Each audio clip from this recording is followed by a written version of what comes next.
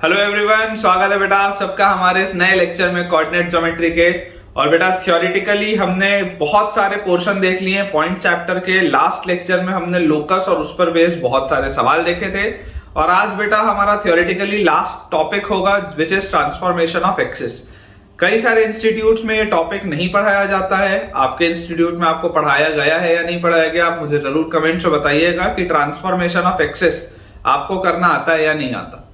मेरे हिसाब से बहुत इंपॉर्टेंट चैप्टर है, बहुत इंपॉर्टेंट टॉपिक है और इस पर बेस्ड क्वेश्चंस आते हैं जेईई में, इसलिए ये टॉपिक कराना बहुत ज्यादा जरूरी है। तो चलिए शुरुआत करते हैं ट्रांसफॉर्मेशन ऑफ एक्सिस से। और इसके बाद अपन बेटा 1 या 2 लेक्चर मैक्सिमम और रखेंगे क्वेश्चन प्रैक्टिस के लिए पॉइंट्स की, और उसके बाद पॉइंट खत्म हो जाएगा, फिर स्ट्रेट लाइंस अपना स्टार्ट होगा। लेकिन आज का लेक्चर शुरू करने के पहले जितने भी बच्चे अब तक हमारे टेलीग्राम चैनल को ज्वाइन नहीं किए, बेटा आप जल्द से जल्द टेलीग्राम चैनल को ज्वाइन करिए, जिसका ज्वाइनिंग लिंक आपको नीचे डिस्क्रिप्शन बॉक्स पर दिख रहा है। उसे ज्वाइन करने से आपको 2 एडवांटेज है। पहला एडवांटेज ये है कि मेरा कोई भी लेक्चर जो मैं यूट्यूब में पोस्ट करता हूं, कई बार ऐसा होता है कि लेक्चर बेटा आपके स्क्रीन में आपको ना दिखे या आपसे लेक्चर मिस हो जाए, तो उसके लिए मैं एक उसका क्रिएटिव टेलीग्राम चैनल पे भी शेयर करता हूं, सो दैट कि आपको ये जानकारी रहे कि एक नया लेक्चर आज पोस्ट किया गया है। सेकंड जो एडवांटेज है वो ये है कि हमें बेटा अपनी प्रैक्टिस के लिए बहुत सारे सवालों को बनाने की जरूरत है। क्लासरूम में इन लेक्चर्स में मैं आपको बहुत सारे क्वेश्चंस कराता हूं, लेकिन उससे और भी ज्यादा क्वेश्चंस अगर आपको प्रैक्टिस करने हो तो उसके लिए टेलीग्राम चैनल आप फॉलो करिए, ताकि आपको सारे सवाल उसमें मिले प्रैक्टिस के लिए और आपकी पढ़ाई और बेहतर तरीके से हो पाए। तो चलिए शुरुआत करते हैं बेटा आज के लेक्चर की। वीडियो अगर पसंद आ रहा हो तो जल्दी से लाइक कर दीजिएगा। टॉपिक आप डालेंगे बेटा ट्रांसफॉर्मेशन ऑफ एक्सिस, ठीक है। Topic is transformation of axis, कि जब आपका एक्स और वाई एक्सिस को आप ट्रांसफॉर्म करें, जब आप अपने बच्चों एक्स और वाई एक्सिस को ट्रांसफॉर्म करेंगे तो रिलेशंस किस तरीके से बदलेंगे, ये इस पर बेस्ड क्वेश्चन है।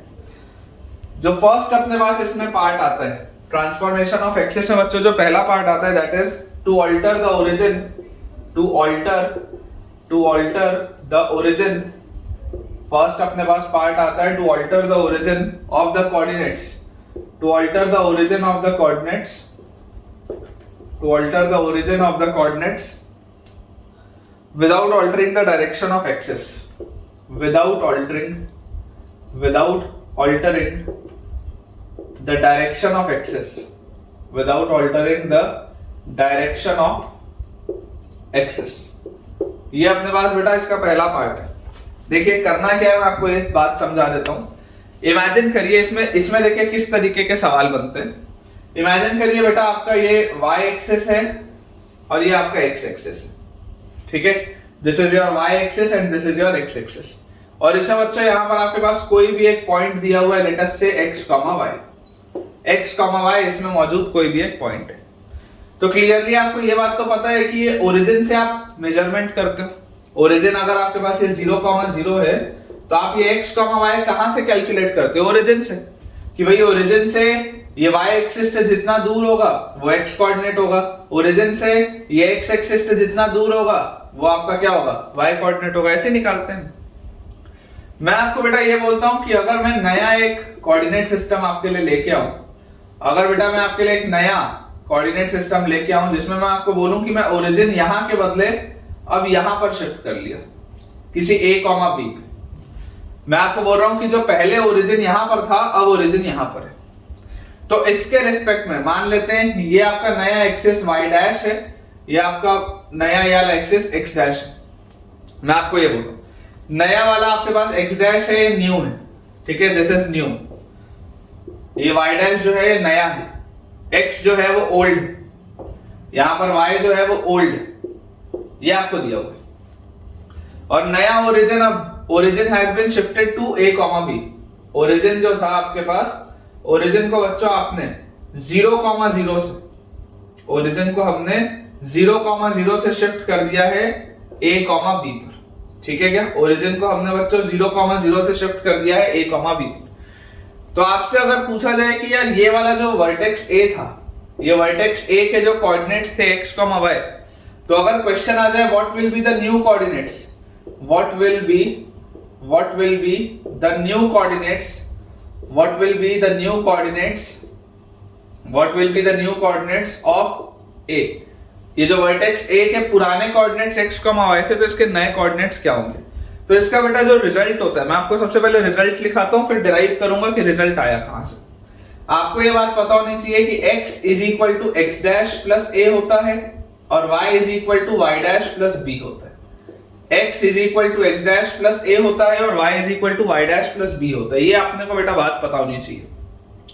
जहां पर x पुराना सिस्टम है, x डैश नया सिस्टम है, y पुराना सिस्टम है, y डैश नया सिस्टम है। ये बात एकदम क्रिस्टल क्लियर मेरे दिमाग में घुस जानी चाहिए कि यार ये मेरा रिजल्ट होता है, ये मुझको याद रखना है।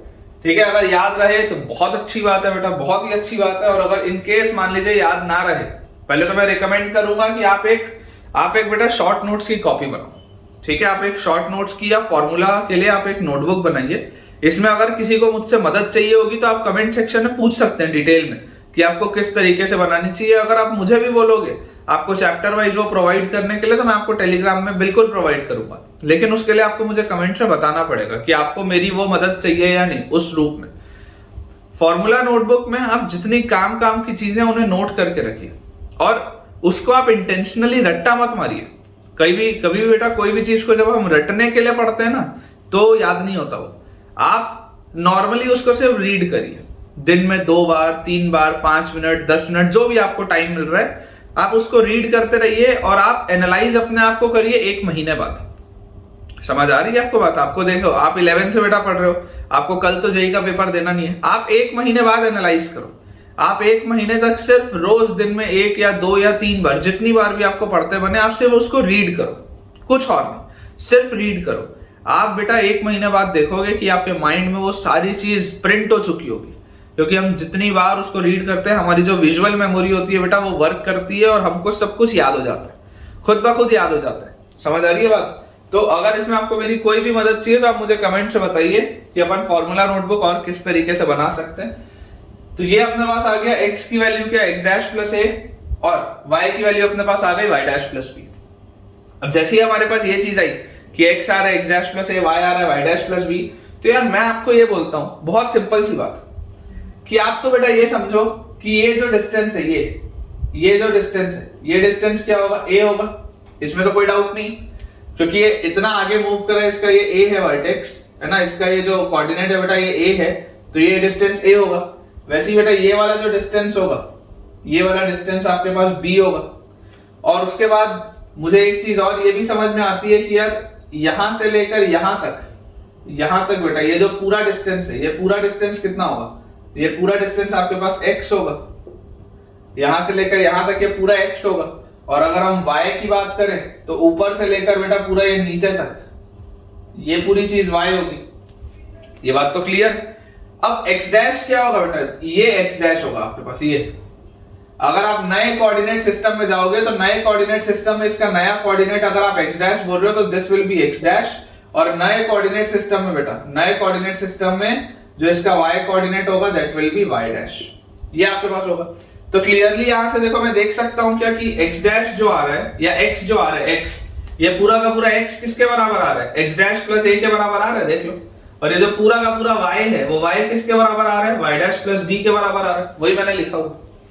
तो इसका डेरिवेशन तो बहुत ही आसान है, बहुत ही आसान से। इससे थोड़ा सा डिफिकल्ट इसका सेकंड पार्ट है। ये तो फर्स्ट पार्ट है कि जब आपने सिर्फ ओरिजिन को शिफ्ट किया, आपने एक्सिस का डायरेक्शन नहीं बदला। अभी भी y एक्सिस ऊपर ही है, अभी भी x एक्सिस बगल में ही है, ये अभी भी राइट साइड में ही है, ये अभी भी आपके बेटा टॉप साइड में ही है। आपने सिर्फ और सिर्फ ओरिजिन उठा के उधर रखा है, आपने सिर्फ ओरिजिन उठा के उधर रखा, अभी आपने एक्सिस को घुमाया नहीं। अभी जो मैं आपको अगला पार्ट कराऊंगा उसमें एक्सिस रोटेट हो जाएगी, उसमें सवाल अच्छे बनते हैं, उसी में जेईई मेंस में सवाल बनते हैं। बेटा मेरे हिसाब से तो यार ये बहुत इंपॉर्टेंट चीज है। मुझे आइडिया नहीं है कि आपके इंस्टीट्यूट में आपको ये चीज करवाई गई है या नहीं करवाई गई, लेकिन बेटा अगर नहीं करवाई गई है तो यार यहां से ढंग से देख लो और मुझे कमेंट से बताना कि आप कहां पढ़ते हो और आपको नहीं कराया गया तो ये भी बताओ कि नहीं करवाया गया, और अगर करवाया गया तो ये भी बताइएगा कि करवाया गया। ठीक है, अगला वाला पार्ट ज्यादा इंपॉर्टेंट है। ये तो पहला था, आसान है। सेकंड वाले पार्ट को बेटा अपन ढंग से देखते हैं। सेकंड बेटा अपने पास लिखा हुआ है, to change the direction of the axis of the coordinates, to change the direction of to change the direction of axis of the coordinates, direction of axis of the coordinates, to change the direction of the axis of the coordinates without changing origin, without changing origin. ठीक है, ये अपने पास बच्चों दिया होगा। क्या आपको बोला जा रहा है कि ओरिजिन आप मत बदलो, आप ओरिजिन को बेटा चेंज मत करो, लेकिन आप डायरेक्शन बदल दो। क्या मतलब है इसका? इसका मतलब ये है कि देखिए आपके पास ये आपका कार्टेशियन प्लेन है, this is your x axis, this is your y axis, ठीक है, ये आपका old system, this is your old system, ठीक है, this is your old system. अब मैं आपको नए सिस्टम में क्या बोल रहा हूं कि आपने इस पूरे एक्सिस सिस्टम को रोटेट कर दिया। इमेजिन करिए यहां पर आपके पास बेटा कोई एक पॉइंट है x, y, ठीक है, कोई पॉइंट ए है जिसके कोऑर्डिनेट्स हैं x, y। अब ये x, y कौन से सिस्टम में है? तो x, y आपके ओल्ड सिस्टम में। अब मैं अगर आपको नया सिस्टम कुछ ऐसा बोल दूं, कुछ बेटा अगर मान लो मैं आपको नया सिस्टम इस तरीके का बोल दूं कि हमने क्या किया, हमने इसको रोटेट कर दिया। हमने बच्चों क्या किया, पूरे एक्सिस को रोटेट कर दिया। कितने से रोटेट किया? लेट अस से थीटा एंगल से मैंने रोटेट कर दिया। To change the direction of the axis of the coordinates without changing the origin. इस केस में मैं ओरिजिन वही रखा हूं, ओरिजिन वही है, ओरिजिन बच्चों वही है, लेकिन मेरा एक्सिस का जो डायरेक्शन है वो बदल गया। ये मेरे पास नया हो गया एक्स डैश और ये मेरे पास नया हो गया y dash. This is new, this is new system, x dash और y dash, this is new system. हमने क्या किया, हमने इस पूरी चीज को थीटा एंगल से रोटेट किया। तो आपसे पूछा जा रहा है कि नए सिस्टम में इसके कोऑर्डिनेट्स क्या होंगे। सवाल क्या है कि नए सिस्टम में इसके कोऑर्डिनेट्स क्या होंगे। तो बेटा आपको जो बात समझ में आनी चाहिए वो ये है कि यार सबसे पहले तो आप देखिए, ये अगर x, y था, मान लेते हैं ये ओरिजिन O है, ये आपका पास A है। देखो मैं यहां पर कुछ लाइंस बेटा बना रहा हूं ताकि आपको चीजें समझ में आए। इसको अपन मान लेते हैं, लेट अस से दिस इज पॉइंट B, ठीक है। तो आपको O से लेकर B तक की दूरी क्या होगी, x के बराबर होगी, इसमें तो कोई डाउट नहीं। O से लेकर B तक, क्योंकि x कोऑर्डिनेट था तो O से लेकर B तक क्या होगा, x होगा। और इसको अगर मैं यहां पर बैक ट्रेस करूं इस तरीके से, तो और इसको अगर मैं पॉइंट C बोल दूं, तो O से लेकर C तक जो होगा ये y होगा, इसमें भी कोई प्रॉब्लम नहीं। O से लेकर C तक जो होगा वो y होगा।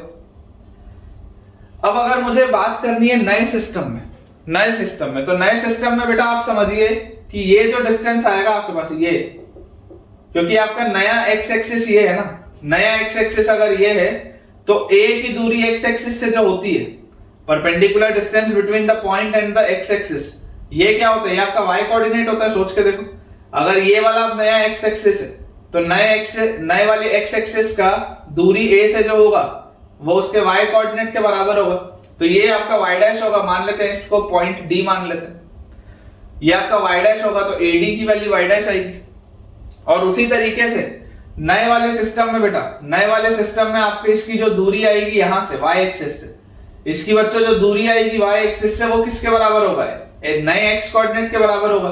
तो आप बोल सकते हैं कि O से लेकर D तक की जो दूरी होगी वो किसके बराबर होगी, x डैश के बराबर होगी। सोच के देखो, ये O से लेकर D तक की जो दूरी होगी वो x डैश के बराबर होगी, क्योंकि इस पॉइंट की दूरी y एक्सिस से जो होगी, नए वाले इस पॉइंट की दूरी नए वाले y एक्सिस से जो होगी वही तो आपका x कोऑर्डिनेट होगा, और इस पॉइंट की दूरी जो x एक्सिस से होगी नए वाले x एक्सिस से, वही तो आपका y कोऑर्डिनेट आएगा। ये आपका x कोऑर्डिनेट आ गया, ये आपका y कोऑर्डिनेट आ गया, तो x डैश और y डैश अपन ने लिख लिया। अब यार यहां से मुझे क्या क्या और दिखाई देता है, तो मुझे एक चीज दिखाई देती है कि if this is angle theta, ये 90 डिग्री है, तो ये जो छोटा सा एंगल है ये 90 माइनस थीटा होगा। सोच के देखो, ये छोटा सा एंगल 90 माइनस थीटा होगा, तो इसके ये वर्टिकली अपोजिट एंगल ये भी 90 माइनस थीटा होगा। और यहां से मैं बोल सकता हूं ये वाला जो एंगल है ये थीटा आएगा। चेक कर लो, अगर ये थीटा है तो ये वाला एंगल थीटा आएगा।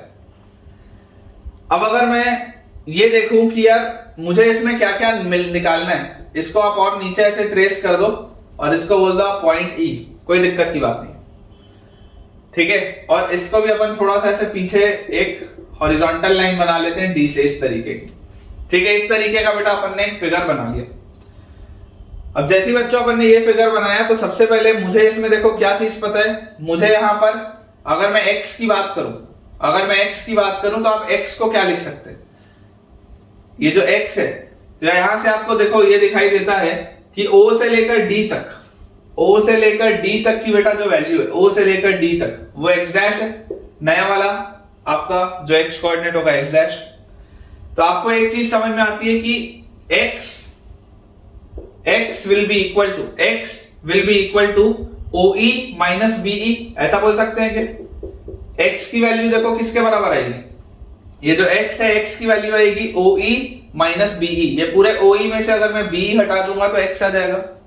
OE क्या है, व्हाट इज OE, तो O से लेकर E तक है x डैश cos थीटा। ध्यान से देखिए ये बेटा ये पूरा x डैश है, O से लेकर D तक x डैश है, तो x डैश का ये वाला जो कंपोनेंट होगा OE will be x dash cos theta, तो इसका आप लिख सकते हैं x dash cos theta, correct.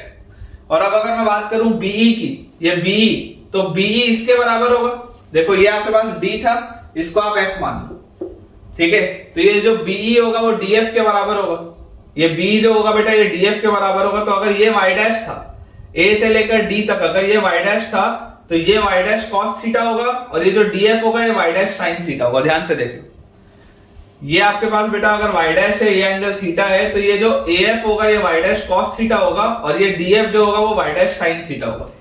तो आप यहां पर बोल सकते हैं कि DF जो होगा वही तो BE होगा, तो this will be minus BE की जगह y डैश sin थीटा, ठीक है। ये आ गया आपके पास x की वैल्यू।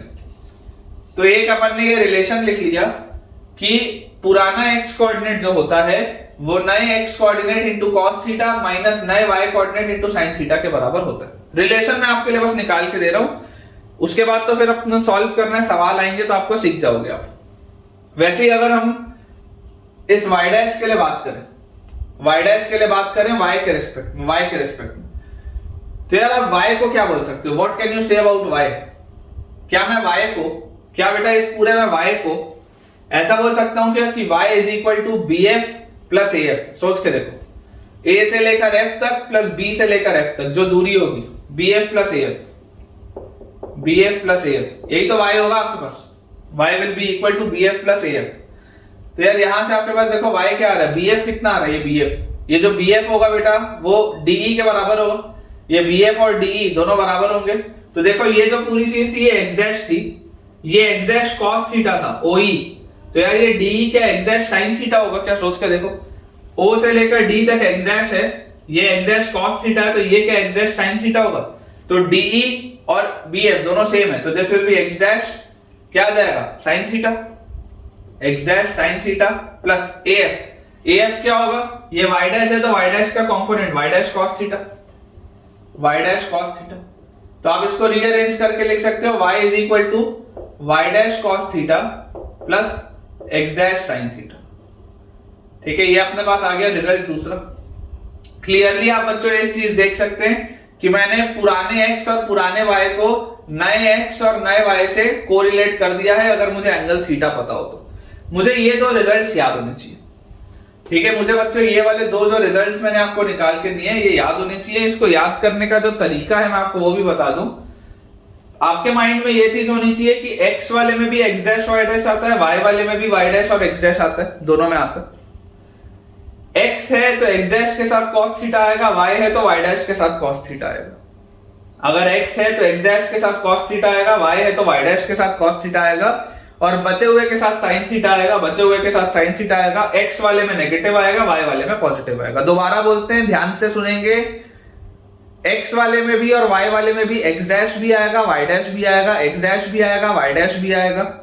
x वाले में x डैश के साथ cos थीटा आएगा, y वाले में y डैश के साथ cos थीटा आएगा, बचे हुए के साथ sin थीटा आएगा। x वाले में नेगेटिव आएगा, y वाले में पॉजिटिव आएगा। एकदम सिंपल। चलो एक बार और तुम्हारे लिए एक बार मैं और बोलता हूं, x वाला हो या y वाला हो, दोनों में ही x डैश और y डैश दोनों आएंगे। x डैश वाले के साथ cos थीटा आएगा x में, y डैश वाले के साथ cos थीटा आएगा y में, और बचे हुए के साथ आएगा sin थीटा, x वाले में नेगेटिव, y वाले में पॉजिटिव। ये हमको बच्चों रिजल्ट याद होना चाहिए, इस रिजल्ट पर बेस्ड सवाल बनते हैं। अब बेटा देखो, आपको पिछले वाले केस में ये वाली चीज तो समझ में आनी चाहिए कि आपने जो रोटेशन किया था वो एंटी क्लॉकवाइज किया था, है ना, रोटेशन जो आपने बच्चों किया था, that rotation was anti clockwise. तो अगर एंटी क्लॉकवाइज था तो अपना वो रिजल्ट था। अगर मान लीजिए आपके पास कोई क्लॉकवाइज रोटेशन कर देगा, अगर आपके पास बेटा कोई अगर क्लॉकवाइज रोटेशन कर देगा तो क्लॉकवाइज रोटेशन में आपको फिर नेगेटिव लेके आगे बढ़ना पड़ेगा थीटा को। बहुत मतलब सिंपल सी बात है ना, आपने ट्रिग्नोमेट्री अगर पढ़ी है तो आपको ये चीज समझ में आनी चाहिए। एंटी क्लॉक में मान लो 30 डिग्री घुमाऊंगा तो प्लस 30 डिग्री लेके आगे बढ़ूंगा थीटा की जगह, और अगर मैं क्लॉकवाइज 30 डिग्री नीचे घुमा दिया तो फिर बेटा मेरे को माइनस के साथ आगे बढ़ना पड़ेगा। ठीक है, तो बहुत ये बेसिक सी बात है जो आपको पता होनी चाहिए, इसमें गलतियां नहीं होनी चाहिए आपसे बिल्कुल भी। अब थर्ड इसका बेटा जो केस है, इन दोनों का mixture, third case, to change the direction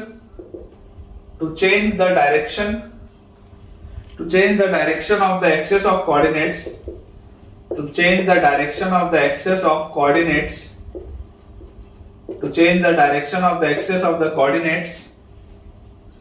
with changing origin, कि ओरिजिन भी बदल दिया और एक्सिस के बेटा अपन ने डायरेक्शन को भी चेंज कर दिया। ओरिजिन भी बदल दिया और एक्सिस के डायरेक्शन को भी अपन ने चेंज कर दिया। बोलने का मतलब क्या है? बोलने का मतलब बच्चों बहुत सिंपल सा है कि आपके पास ये अगर y एक्सिस है, ये अगर x एक्सिस है, तो इसमें आपको बोला जा रहा है कि आप कुछ इस तरीके का प्रोसेस करिए, कुछ ऐसा कि आपने एक्सिस को भी चेंज कर दिया और ओरिजिन को भी आपने चेंज कर दिया। ठीक है, ओरिजिन जो है अपना अब वो शिफ्ट हो चुका है a, b पे। पहले आपका जो ओरिजिन था वो मौजूद था बच्चों 0,0 पे, अब ओरिजिन बदल के जा चुका है a, b पे। ये आपका नया x डैश है, ये नया y डैश है, और जो अपन ने रोटेशन किया है वो रोटेशन बच्चों अपन ने किया है थीटा एंगल का। ठीक है, थीटा एंगल अपन ने एक्सिस को रोटेट भी किया और ओरिजिन को शिफ्ट भी किया। ये अपने पास बेटा रिजल्ट है। तो अब जो ओवरऑल अपने पास रिजल्ट लिखा हुआ है, ओवरऑल रिजल्ट क्या मैं आपको सबसे पहले समझा देता हूं कि ओवरऑल आपके पास रिजल्ट आ जाएगा दोनों का एडिशन, बेसिकली दोनों का एडिशन। तो x will be equal to a plus, normally क्या होता था, x is equal to a plus x dash होता था। नॉर्मली अगर सिर्फ ओरिजिन शिफ्ट किया होता तो x की वैल्यू क्या आती, a प्लस x डैश, लेकिन यहां पर आपके पास आ जाएगा x will be equal to a plus, अब x डैश वाला आपका रिजल्ट क्या था, तो x dash cos theta, x में x डैश के साथ cos थीटा और x में एक नेगेटिव टर्म आता था तो minus y dash sin theta, ये आ जाएगा। और y के लिए आपके पास आ जाएगा b प्लस y डैश होता था, लेकिन ये क्योंकि आपने एक्सिस का भी रोटेशन कर दिया है तो y डैश के साथ, y में y डैश के साथ cos थीटा आएगा, और y में सारी चीजें ही पॉजिटिव में होती थी तो plus x dash sin theta आएगा। ये आपका रिजल्ट है। अब इसको मैं डिराइव नहीं कर रहा हूं क्योंकि पिछले वाले दोनों को जोड़ के बस करना है, सिंपल सी बात। ठीक है ना, सिंपल सी बात है बेटा। x आपके पास आ जाएगा a plus x dash cos theta minus y dash sin theta, और y आ जाएगा बच्चों b plus x dash sin theta plus b is equal to y dash cos theta, b plus y dash cos theta plus x dash sin theta. ठीक है, ये अपना result आ जाएगा। अब इस पर बेस में आपको बच्चों कुछ क्वेश्चंस कराता हूं। इसमें ऑल्सो एक चीज और है मेरे पास, लेकिन जब अपन स्ट्रेट लाइन पढ़ेंगे तब मैं आपको वो पढ़ाऊंगा। अभी बेटा ये जो थर्ड वाली चीज मैंने तुमको कराई है, ये थर्ड वाला सेम चीज, ये थर्ड वाली बेटा जो सेम चीज थी आप इसमें लिख सकते हैं this can also be done, नीचे इसके लिख सकते हैं this can also be done using the concepts of straight lines. ठीक है, स्ट्रेट लाइंस के बेटा यूज करते हुए भी आप कर सकते हैं। थर्ड वाला जो है बहुत आसानी से आप स्ट्रेट लाइंस का भी यूज करते हुए कर सकते हैं, कोई भी दिक्कत नहीं आएगी। रेदर सेकंड वाले को भी आप स्ट्रेट लाइंस के कंसेप्ट को यूज करते हुए कर सकते हैं। देखिए अपने पास बच्चों सवाल लिखा हुआ है, क्वेश्चन मैं आपको देता हूं। If the axes are shifted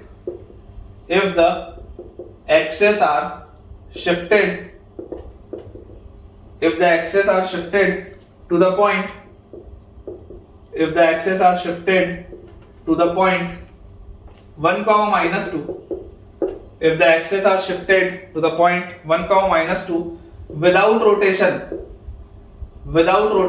मतलब ये आपका पहला केस है, आप रोटेट नहीं कर रहे, सिर्फ और सिर्फ कोऑर्डिनेट शिफ्ट कर रहे हैं ओरिजिन के to 1, minus 2 without rotation, what do the following equation become? What do the following equation become, what do the following equation become, कि अब जो आपके पास ये जो पुराना इक्वेशन है वो नए में किस रूप में बदलेगा, what do the following equation become. मैं आपको लिख के देता हूं जो इक्वेशन बच्चों अपने पास दिया हुआ है, 2x square plus y square minus 4x plus 4y is equal to 0। 2x square plus y square minus 4x plus 4y equal to 0। आपसे बच्चों पूछा जा रहा है कि अगर ये आपके पास इक्वेशन था पुराने कोऑर्डिनेट सिस्टम में, तो नए कोऑर्डिनेट सिस्टम में अब इक्वेशन क्या हो जाएगा। तो हमें जो चीज पता होनी चाहिए वो क्या है कि अगर आप सिर्फ और सिर्फ ओरिजिन शिफ्टिंग कर रहे हैं, आपने रोटेशन नहीं किया, तो x जो होता है वो होता है x डैश प्लस a और y जो होता है वो होता है y डैश प्लस b।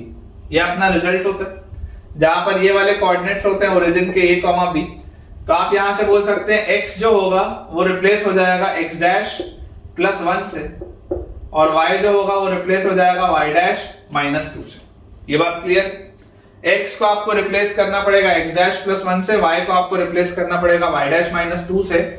तो जैसे ही हम ये प्रोसेस करेंगे तो आपके पास आ जाएगा 2 टाइम्स x की जगह x डैश प्लस 1 का होल स्क्वायर प्लस y की जगह y डैश माइनस 2 का होल स्क्वायर माइनस 4x की जगह x dash plus 1 plus 4y की जगह y डैश माइनस 2।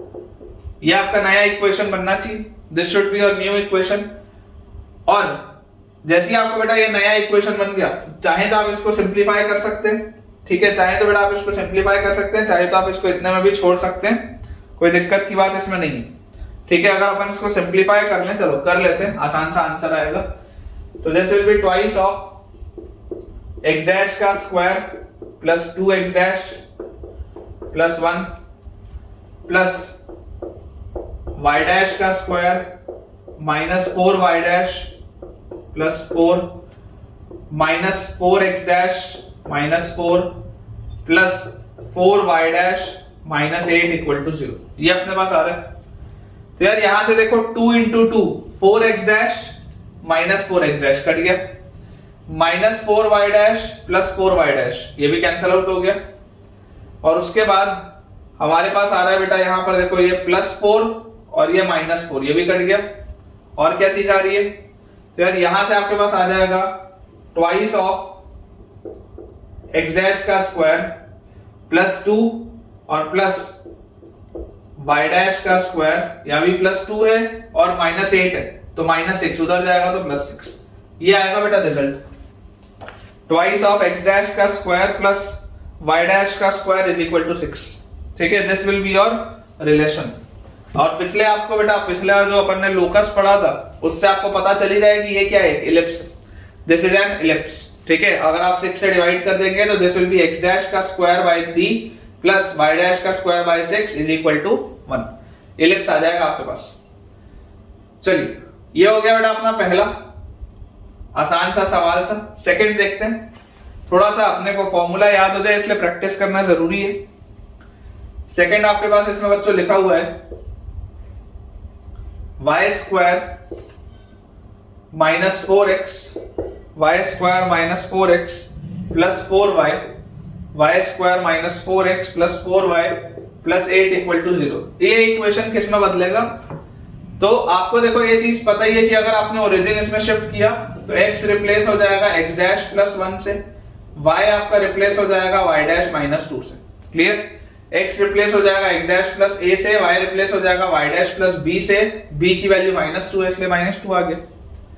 तो इक्वेशन आपके पास बन जाएगा y डैश माइनस 2 का whole square minus 4 into x की जगह x dash plus 1 plus 4 into y की जगह y dash minus 2 plus 8। This will be equal to 0। तो यहां से अपने पास आ गया y डैश का स्क्वायर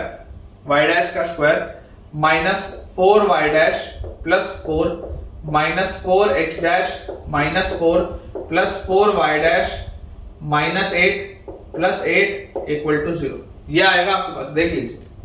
और जैसे बेटा ये चीज आई, क्या क्या कैंसिल होता हुआ देख रहा है, minus 4y dash plus 4y dash minus 8 plus 8 minus 4 plus 4, बहुत सारी चीजें कैंसिल आउट हो गई। तो मिला क्या, यहां से बच्चों मुझे मिल गया वाई डैश का स्क्वायर, ठीक है, वाई डैश का square is equal to 4x dash, y dash का square is equal to 4x dash. बेटा ये क्वाड्रेटिक के फॉर्म में लिखा है, इसका जो रिजल्ट आएगा that will be a parabola, ठीक है। ये जो आपके पास आएगा ना conic, this will be a parabola, ये पैराबोला आएगा आपके पास, और ये आपके पास आएगा बच्चों इलिप्स। सिखाऊंगा, जब कोनिक आएगा तब सिखाऊंगा। अगर अभी आप चाहें तो सिर्फ इतना लिख के रख सकते हैं कि ये एक इलिप्स बनेगा, ये एक पैराबोला बनेगा।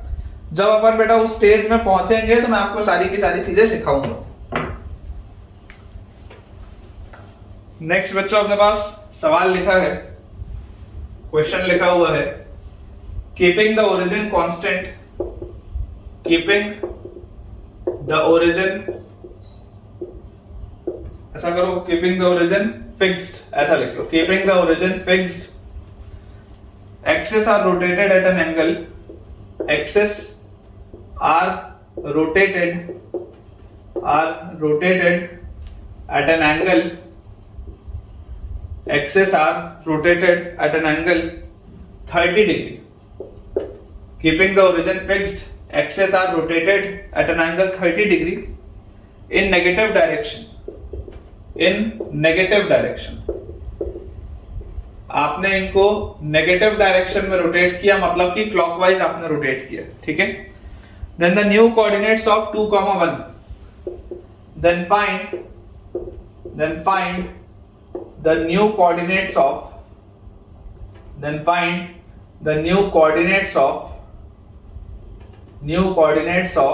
2, 1. आपसे बच्चों पूछा जा रहा है कि 2, 1, 2, 1 के नए कोऑर्डिनेट्स क्या होंगे।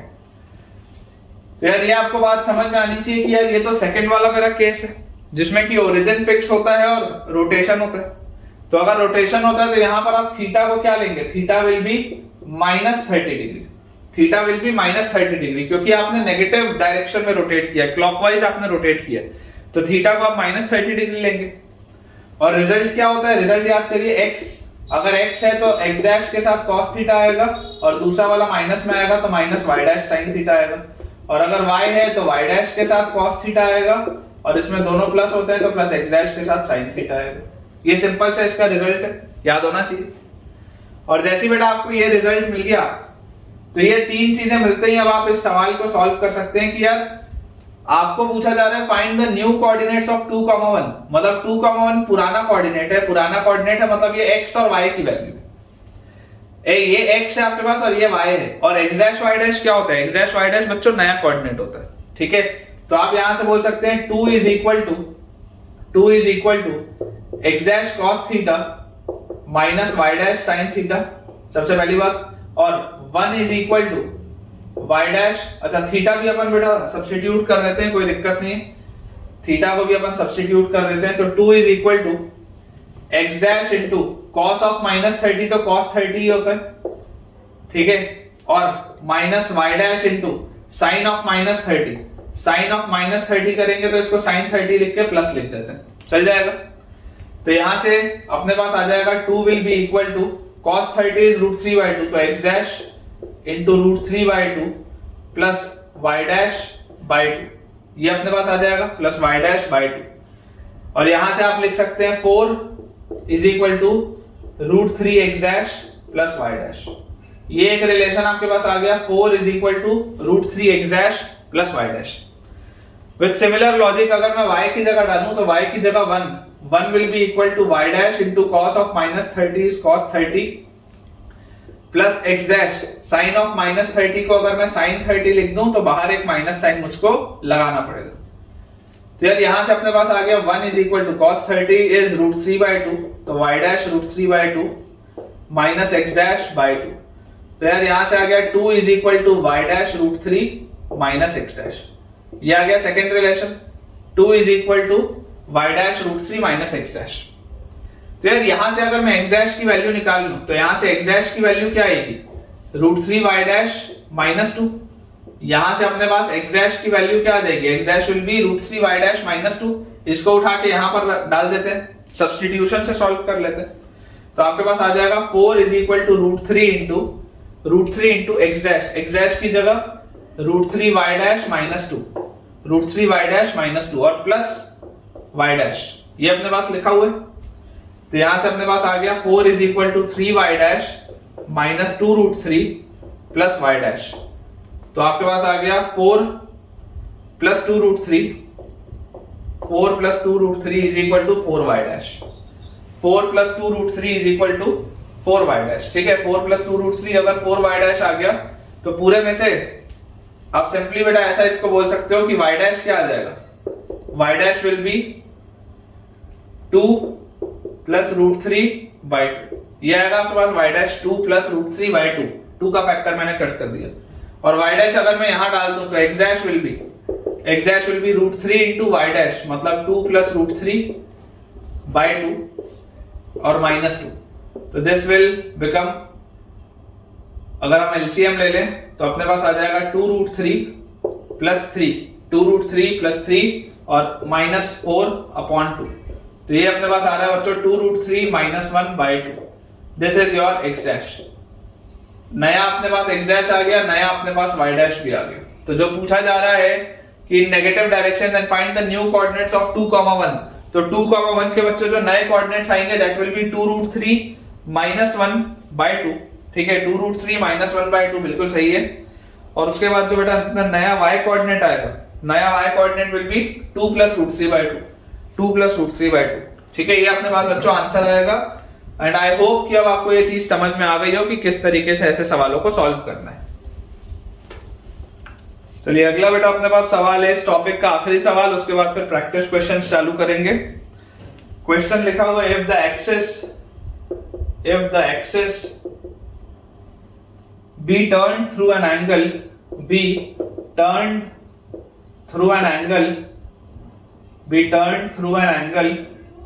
और जो एंगल अपने पास दिया हुआ है be turned through an angle tan inverse 2, if the axis be turned through an angle tan inverse 2, what does the equation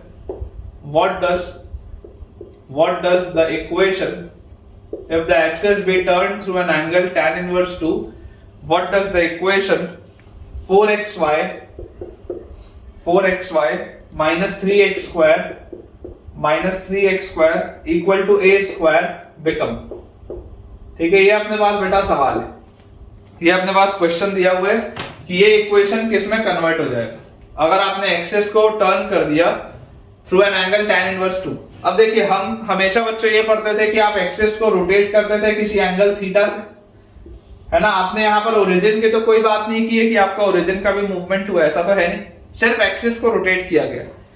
तो हम रोटेट किस एंगल से करते थे, थीटा से करते थे। यहाँ पर थीटा की वैल्यू आपके पास क्या दी हुई है, tan इनवर्स 2। ठीक है, तो ये इनवर्स फंक्शन देख के घबराना नहीं है, बिल्कुल भी घबराना नहीं है। थीटा की वैल्यू अगर tan इनवर्स 2 दी हुई है, इसका मतलब tan थीटा की वैल्यू 2 दी हुई है। ये इसका मतलब कि अगर tan थीटा की वैल्यू 2 दी हुई है, तो अगर मेरे पास कोई ट्राइंगल हो जिसमें एक एंगल थीटा है, ये 90 डिग्री है, तो tan थीटा 2 मतलब अगर ये 2k होगा तो ये k होगा, तभी देखो दोनों का रेशियो 2 आएगा। और इससे आप बोल सकते हो कि ये जो आपके पास आएगा पाइथागोरस थ्योरम लगा के दिस विल बी √5k, इसकी वैल्यू आपके पास आ जाएगी √5k। तो अब आपको पता है कि अगर आप रोटेशन करते हैं तो x जो होता है, यहां पर मैं लिख देता हूं, x जो होता है बच्चों वो रोटेशन के बाद बन जाता है x dash cos theta minus y dash sin theta, और y जो होता है वो रोटेशन के बाद बन जाता है y dash cos theta plus x dash sin theta. Rotation के बाद ये वाली चीज अपने पास बनती है। ये नए कोऑर्डिनेट्स हैं, ये पुराने कोऑर्डिनेट्स हैं। आपको बेसिकली x को रिप्लेस करना होता है x dash cos theta minus y dash sin theta से, और y को आपको रिप्लेस करना होता है y dash cos theta plus x dash sin theta से। तो यार यहां से मुझे एक चीज समझ में आती है कि x को मैं रिप्लेस किससे करूंगा, x will be replaced with x dash into cos theta. cos theta बोलो क्या आएगा, cos थीटा 1/√5 आएगा क्या, तो x dash bye √5 minus y dash sin theta क्या आएगा, sin थीटा विल बी 2/√5, तो 2/√5 आ जाएगा। ठीक है, ये चीज अपने पास आ गई कि आपको x को इससे रिप्लेस करना है। Similarly y will be replaced with y dash into cos theta, तो cos थीटा क्या है, cos थीटा अगेन 1/√5 और plus x dash sin theta, तो sin थीटा अपने पास अगेन 2/√5। ये अपने को रिप्लेसमेंट्स करने। तो आपसे पूछा जा रहा है कि वो वाला जो इक्वेशन लिखा हुआ है, अब मुझे पता है कि वो हाइपरबोला है लेकिन तुमको अभी दिखाई नहीं दे रहा होगा। तो अगर मुझसे बेटा पूछा जा रहा है कि वो वाला इक्वेशन किस में कन्वर्ट होगा, तो देखिए मैं आपको बताता हूं कि अगर आपको इस इक्वेशन को बच्चों कन्वर्ट करना है, आप इसमें वैल्यू पुट करिए तो आपके पास नया इक्वेशन क्या बनेगा, नया इक्वेशन बनेगा 4 टाइम्स x। x की जगह आप लिखेंगे x dash minus 2y dash upon root 5 multiplied by y की जगह आप लिखेंगे y dash plus 2x dash upon root 5। ठीक है, उसके बाद माइनस 3x स्क्वायर, तो माइनस 3x स्क्वायर की जगह आप लिखेंगे x dash minus 2y dash का whole square, x dash minus 2y dash का होल स्क्वायर अपॉन इसका जब स्क्वायर करोगे तो रूट 5 का स्क्वायर 5 आ जाएगा आपके पास, और इक्वल टू लिखा हुआ है a स्क्वायर। आपको इसको आप सिंपलीफाई करना है। यही तो पूछा जा रहा है कि ये जो इक्वेशन है वो किस में कन्वर्ट होगा, तो इसको आपको देखना है फाइनली क्या बनता है।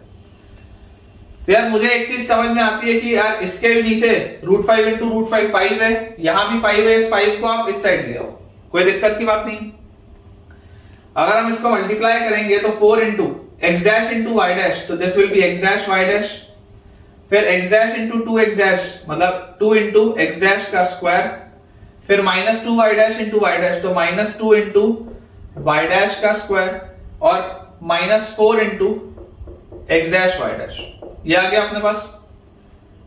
और उसके साथ माइनस 3 इंटू, इसको अगर एक्सपैंड करेंगे तो x डैश का square plus 4 into y dash का स्क्वायर और minus 4 x dash y dash, this is equal to 5a square. ये चीज आएगी बेटा अपने पास, देख लो ये चीज आएगी अपने पास। इसको एक्सपैंड करते ही कुछ कैंसिल हो रहा है क्या, तो अगर अपन इसको बेटा थोड़ा ध्यान से देखें तो अपने को इसमें एक चीज समझ में आती है कि चलो इसको थोड़ा अच्छे से लिखते हैं। 4 इंटू 2 मतलब this will be 8 x dash का स्क्वायर, फिर 4 इंटू माइनस 2 मतलब माइनस 8 y डैश का स्क्वायर, उसके बाद x डैश y डैश और minus 4 x dash y dash, तो this is minus 3 x dash y dash into 4, तो this will be minus 12 x dash y dash. ये चीज आ गई।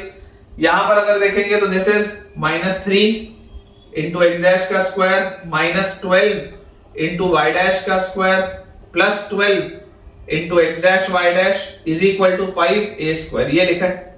क्या कैंसिल आउट हो रहा है यार, यहां से minus 12 x dash y dash और plus 12 x dash y dash, ये तो क्लियरली कट रहा है।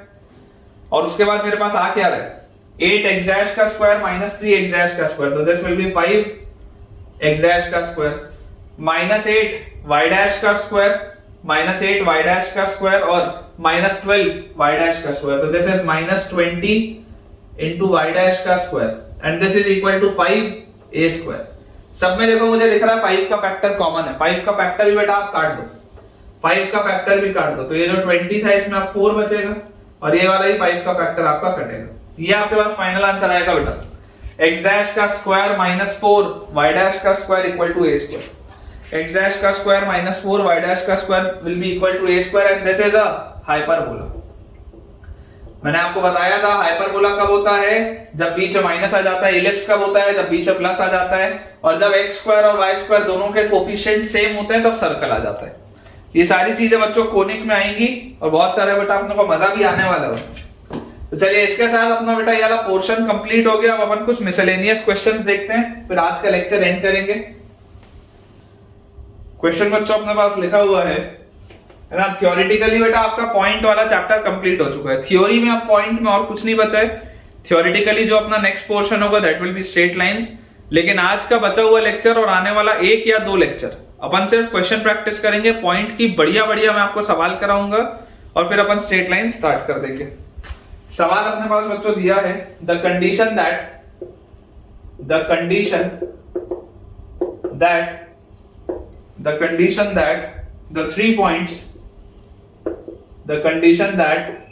the 3 points a comma 0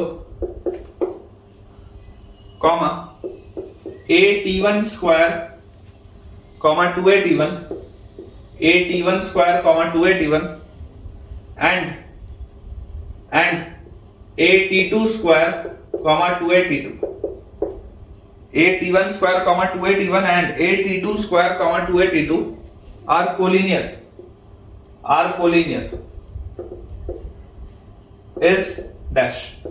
ऐसी कौन सी कंडीशन होनी चाहिए कि ये 3 पॉइंट्स कोलिनियर आ जाए? अब बेटा मैं आपको बता दूं कि ये 3 पॉइंट्स बहुत खास पॉइंट्स हैं फॉर पैराबोला। तो आप यहां पर नोट एक डाल के लिख लीजिए कि revisit this question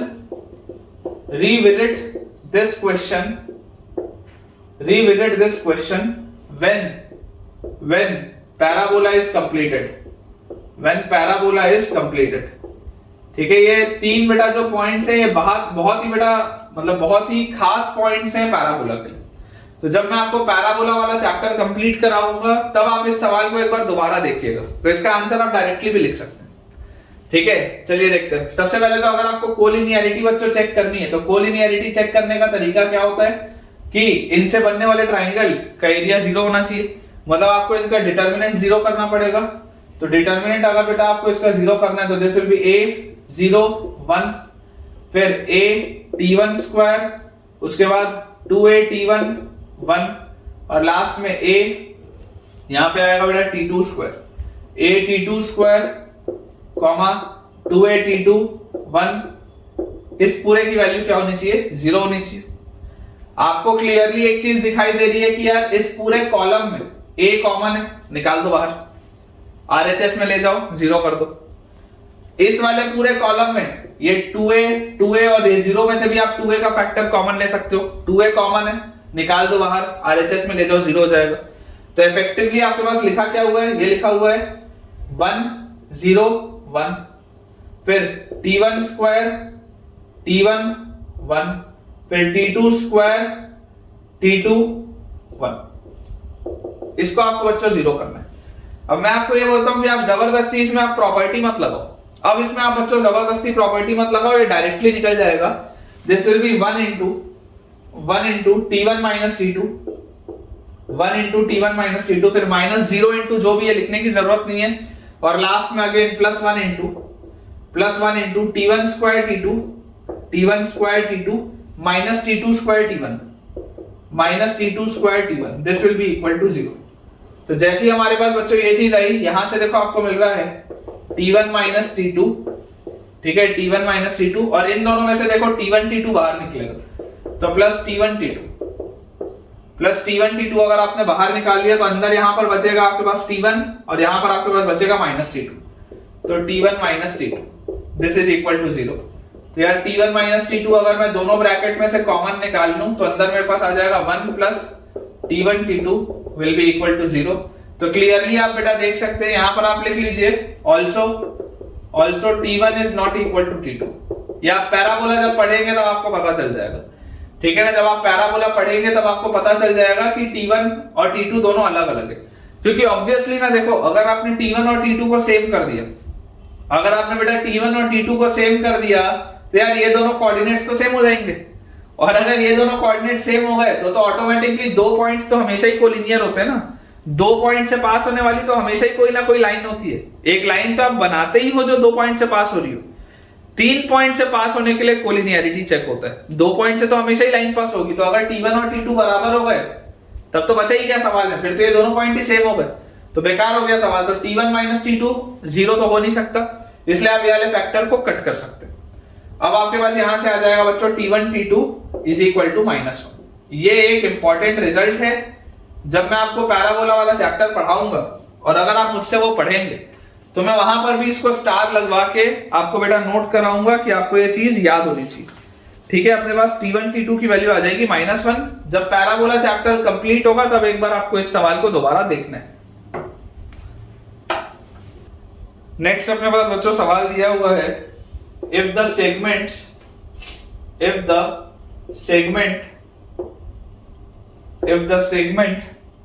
joining the points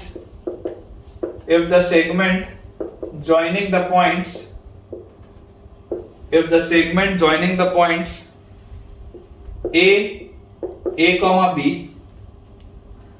and b c comma d, a comma b and b c comma d subtend an angle theta an angle theta, subtend an angle theta at the origin,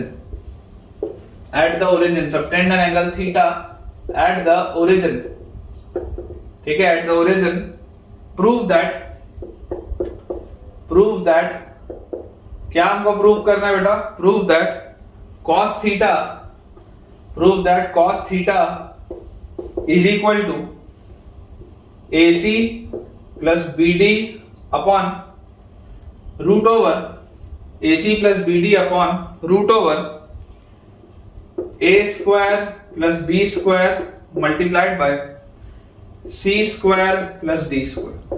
ये अपने पास बच्चों सवाल है, आपको बोला जा रहा है कि if the segment joining the points A, B and B, C, D subtend an angle theta at the origin, तो आपको ये चीज प्रूव करनी है। फिगर इसका देखिए किस तरीके का होगा, मैं आपको समझा देता हूं कि आपके पास अगर ये कार्टेशियन सिस्टम है, this is your x axis and y axis, और इस कार्टेशियन सिस्टम में बच्चों आपको कहा जा रहा है कि आपके पास दो पॉइंट्स हैं A एंड B, ठीक है, ये आपका वर्टेक्स A है, ये आपका वर्टेक्स B है, और ये एक सेगमेंट है उन दोनों के बीच में। क्या लिखा है, if the segment joining the points A and B, A के कोऑर्डिनेट्स आपको दिए हुए A, B, B के कोऑर्डिनेट्स आपको दिए हुए C, D, segment joining the points A, B and B, C, D subtend an angle theta at the origin. अगर ये सेगमेंट जो है, सेगमेंट थीटा एंगल सबटेंड कर रही है ओरिजिन में, subtend an angle theta at the origin, अगर ये सेगमेंट थीटा एंगल सबटेंड कर रही है ओरिजिन में,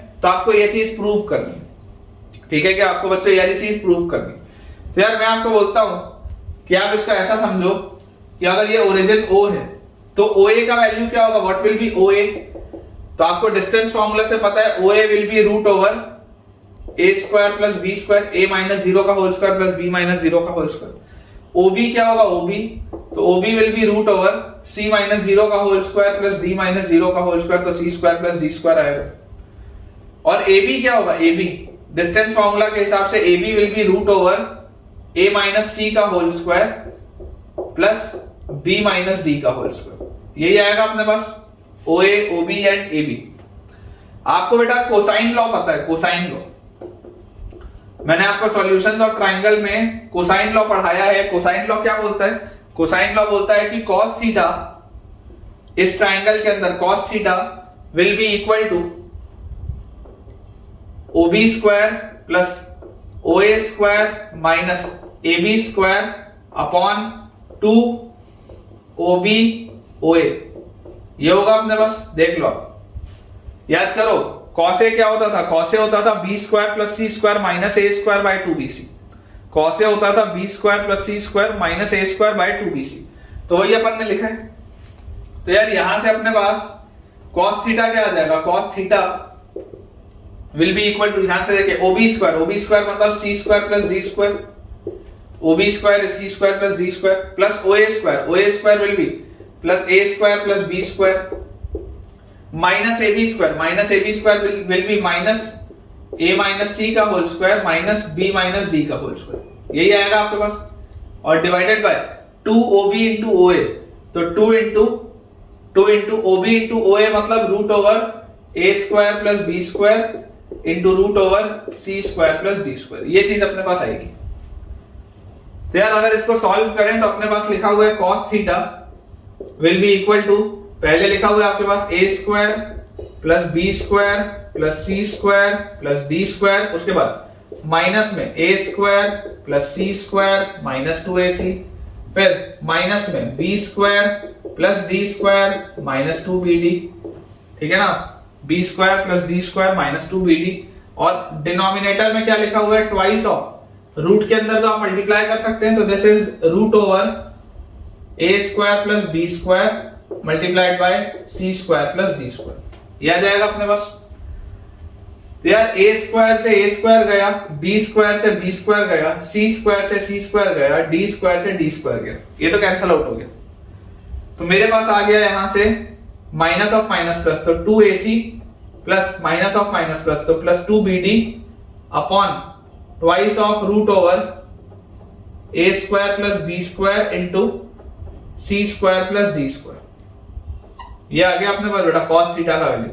क्लियरली आप देख सकते हैं कि देखिए 2 का फैक्टर कॉमन निकल रहा है, तो आप यहां से भी 2 का फैक्टर लेके हटा दो, यहां से भी 2 का फैक्टर लेके कॉमन कर दो और नीचे वाले 2 से इसको कट कर दो। तो जो बच्चों आपको लेके आना था आ चुका है, AC plus BD upon root over A square plus B square into C square plus D square. Next अपने पास बच्चों सवाल लिखा है find T if the area of the pentagon find T if the area of the pentagon ABCDE is 45 by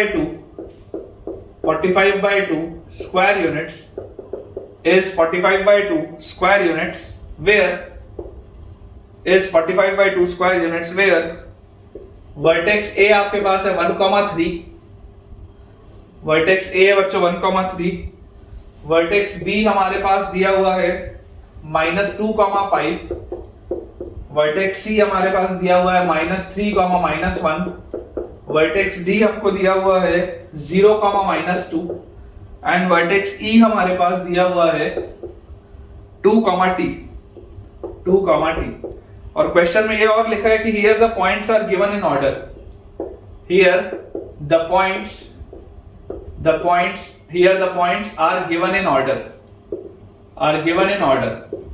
ये बात आपको बच्चों पता होनी चाहिए कि शूलेस फॉर्मूला अगर आपको लगाना है तो शूलेस फॉर्मूला लगाने के लिए पॉइंट्स ऑर्डर में होना जरूरी है, ठीक है ना। ये चीज मैंने आपको तब नहीं बोली थी क्योंकि तब उसकी जरूरत नहीं पड़ी थी, हर जगह सवाल में प्रॉपरली ऑर्डर में दिया हुआ था, लेकिन पॉइंट्स का ऑर्डर में होना बहुत जरूरी है। अगर आपको शूलेस फॉर्मूला सही लगाना है तो पॉइंट्स का ऑर्डर में होना जरूरी है। ऑर्डर मतलब या तो आप ऐसे चल के मूव करो एंटी मतलब ये क्लॉकवाइज इस ऑर्डर में, या तो आप ऐसे मूव करो एंटी क्लॉकवाइज, लेकिन चलना एक ऑर्डर में ही आपको, ऐसा नहीं कि इधर से इधर चले गए फिर इधर चले गए फिर नीचे फिर ऊपर फिर नीचे, ऐसा नहीं।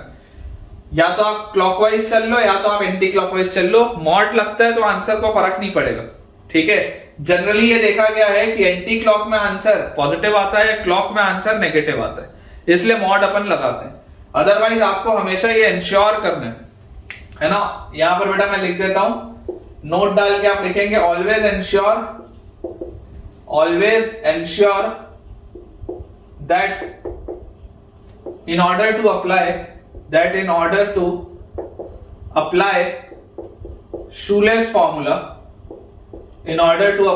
Shoeless formula, coordinates must be given in order.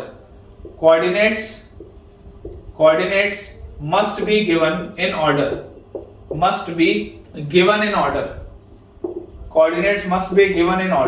ये बात अपने को पता होनी चाहिए कि अगर हमको शूलेस फॉर्मूला लगाना है तो कोऑर्डिनेट्स को ऑर्डर में दिया होना जरूरी है। तो यार शूलेस फॉर्मूला क्या बोलता है? शूलेस फॉर्मूला बोलता है, देखो अगर आप डिटर्मिनेंट के अप्रोच से जाओगे तो ये बात तो बेटा आपको क्लियर है कि डिटर्मिनेंट के अप्रोच से बहुत मेहनत लग जाएगी इस सवाल में।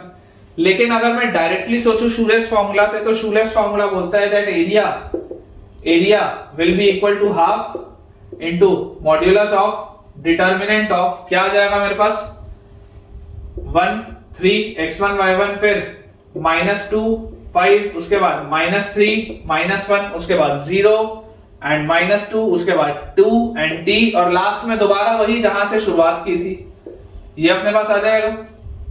और ये एरिया आपके पास एक्चुअल में दिया कितना हुआ है? तो 45/2 दिया हुआ है। एक्चुअल एरिया हमारे पास कितना दिया हुआ है? 45/2 दिया हुआ है। तो यार ये 2 से ये 2 तो कट गया। अब अपने पास क्या आ गया? मॉड्यूलस ऑफ ध्यान से देखेंगे 1 into 5 plus -2 into -1 plus 2, -3 into -2 plus 6, 0 into t तो 0, 2 into 3 तो 6, माइनस सब्ट्रैक्ट क्या करेंगे? 3 into -2 -6, 5 into -3 -15, -1 into 0 खत्म, -2 into 2 -4, t into 1 तो plus t, mod is equal to 45। ये लिखा है अपने पास। तो आप बच्चों यहां से देख सकते हैं कि 5 और 2 7 और 6 13 और 6 19, माइनस अंदर देखेंगे -6 और -15 -21 और 4 -25 प्लस t तो t -25। और क्योंकि इसका मॉड लगा हुआ था उधर आप +-45 लिख सकते हैं, एक ही बात। ठीक है ना, देख लो 6 और 6 12 और 7 19 और यहाँ पर आपके पास आ गया 15 और 4 19 और 6 25, तो t minus 25 with a minus sign of course. तो अगर मैं इसको लिख लूं तो this is 19 minus t plus 25 is equal to 45। अगर प्लस के साथ ले, या आप लिख सकते हैं 19 minus t plus 25 is equal to minus 45 अगर आप माइनस के साथ लें। तो यहां से बच्चों अपने पास आ जाएगा t का वैल्यू देखो क्या आ जाएगा, 19 और 25 कितना होता है, 25 और 9 होता है बेटा 34 और 10 44 माइनस 45 मतलब माइनस 1। या आपके पास यहां से आ जाएगा 19 और t का वैल्यू देखो क्या आ जाएगा, t will be equal to 19 और 25, दिस इज 44 और 45, तो 44 और 45 आपके पास आ जाएगा 89, ठीक है 89 आ जाएगा। तो t का वैल्यू बच्चों आएगा आपके पास या तो -1 या तो 89। जो बोला जा रहा है कि फाइंड t इन ऑर्डर कि इसका एरिया 45/2 आ जाए, तो t will be equal to either -1 बिल्कुल सही है, या it will be equal to 89 बिल्कुल करेक्ट है बेटा अपना आंसर। चलिए एक बेटा अपन लास्ट सवाल देखते हैं, फिर आज का लेक्चर एंड करेंगे। लिखा हुआ है ABC is a variable triangle. ABC is a variable triangle with the fixed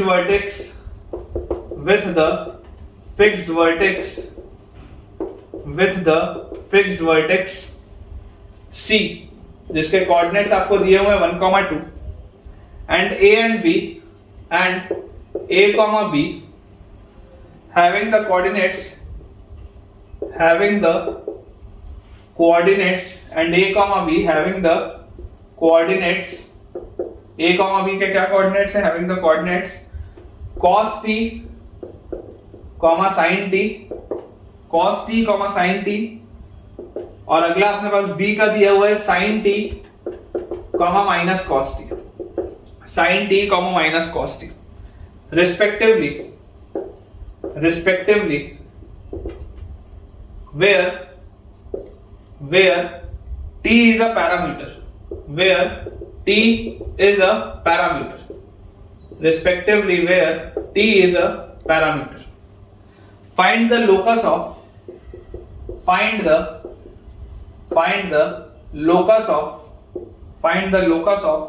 centroid of triangle ABC. Find the locus of centroid of triangle ABC. ठीक है, ये आज का बेटा लास्ट अपना क्वेश्चन है। चलिए कोशिश करते हैं कि आसानी से बन जाए। लोकस निकालना है तो लोकस जिस पॉइंट का निकालना होता है बेटा उस पॉइंट के कोऑर्डिनेट्स को हमेशा h, k मानते हैं। तो सेंट्रॉइड का निकालना है तो सेंट्रॉइड के कोऑर्डिनेट्स को आप मानेंगे h, k, इसमें तो कोई डाउट होना ही नहीं चाहिए। अब अगर हम बेटा बात करें इस ट्राइंगल की, कोई भी एक ट्राइंगल की अगर हम बात करें, लेट अस से this is vertex C, this is vertex A and this is vertex B। तो वर्टेक्स C के आपके पास कोऑर्डिनेट्स फिक्स हैं 1, 2।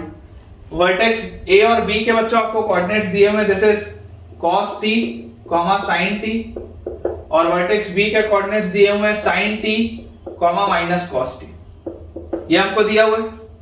और सेंट्रॉइड की बात की जा रही है, तो सेंट्रॉइड होता क्या है, h क्या होगा, h will be 1 plus cos t plus sin t upon 3, यही होगा h।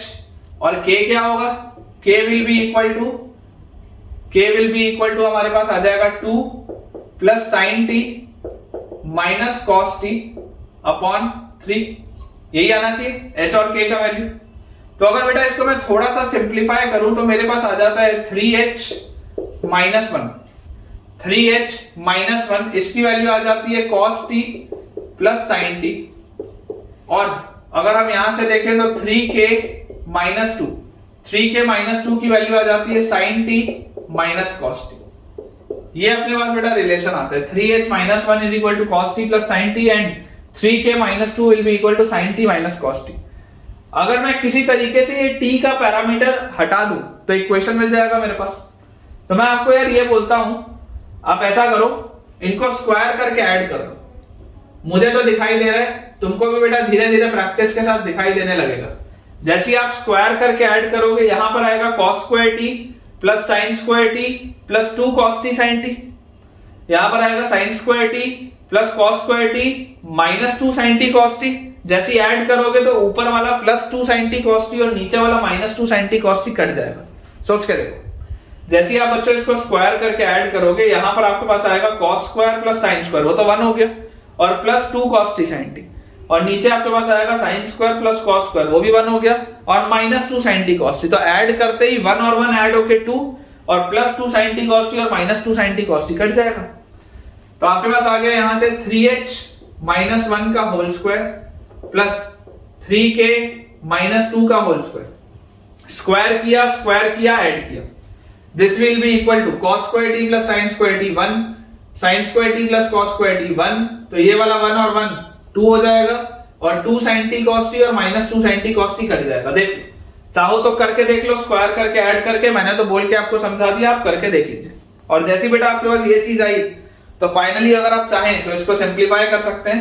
तो आपके पास यहां से आ जाएगा बच्चों 9h square minus 6h plus 1 plus 9k square minus 3 2 6 2 माइनस 12k plus 4 is equal to 2, ये आएगा। तो यहां से मेरे पास आ गया 9h square plus k square, 9h square plus k square, और उसके बाद minus 6h plus 2k, 9h square plus k square minus 6 अपने पास आ जाएगा h प्लस 2k, और 1 और 4 5 माइनस 2 तो plus 3, this is equal to 0। तो फाइनल आंसर आप लिख सकते हैं 9 times x square plus y square, फिर minus 6 times x plus 2y, और प्लस 3 इज इक्वल टू 0। ये आपके पास बेटा आंसर आएगा। ये एक सर्कल, ठीक है, दिस इज अ सर्कल। अपन चेक कर लेते हैं। तो बिल्कुल सही है बेटा, बिल्कुल सही लिखा हुआ है। आप चाहें तो इसमें से एक 3 का फैक्टर और कट कर सकते हैं, बाकी पूरा सही है। तो चलिए 3 का फैक्टर अपन इसमें से और कट कर लेते हैं। आपको पूरे में से 3 का फैक्टर कॉमन दिख रहा है, तो अगर मैं 3 का फैक्टर हटा दूं तो यहाँ पर 3 आएगा आपके पास, यहाँ पर बच्चों आपके पास 2 आ जाएगा, और 3 का फैक्टर हटते यहाँ पर 1 आ जाएगा, and this is a circle, ठीक है, दिस इज अ सर्कल। तो 3x square plus 3y square minus 2x minus 4y plus 1 equal to 0। तो बच्चों विद दिस हमारा आज का लेक्चर एंड हो चुका है। थ्योरी हमने पॉइंट चैप्टर की पूरी कंप्लीट कर ली है। क्वेश्चन प्रैक्टिस चलेगा एक लेक्चर कम से कम, और मुझे पूरी उम्मीद है कि आपको आज का लेक्चर बहुत पसंद आया होगा, आपको बहुत बेनिफिट हुआ होगा। तो अगर इन पर्टिकुलर आपने आज कुछ नया सीखा हो तो मुझे कमेंट्स में जरूर शेयर करके बताएं कि आज आपके लिए क्या चीज न्यू थी। और अगर वीडियो पसंद आया हो तो वीडियो को लाइक करना, चैनल को सब्सक्राइब करना, और दोस्तों के साथ इस वीडियो के लिंक को शेयर करना बिल्कुल भी ना भूलें। Thank you.